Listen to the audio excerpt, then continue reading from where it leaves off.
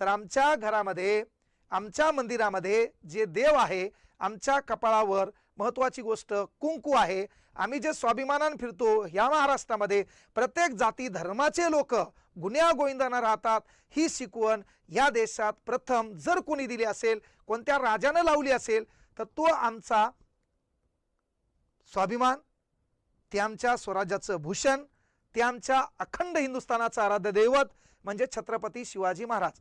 ही अवस्था पाहिल्यावर महाराष्ट्रातल्या प्रत्येक जाती धर्माच्या लोकांच्या मनात चीड आली. कारण एखादी गोष्ट तुम्हाला करता येत नाही, करू नका. मात्र ज्यांच्यापासून आमचा स्वाभिमान जागृत होतो, जिथून या महाराष्ट्राची, भारताची आगळी वेगळी ओळख निर्माण होते, परकीय लोक आपल्या इथं किल्ल्यावर आल्यावर अरे या ठिकाणची माती आपल्या कपाळाला लावतात, कारण ही माती शौर्याची आहे.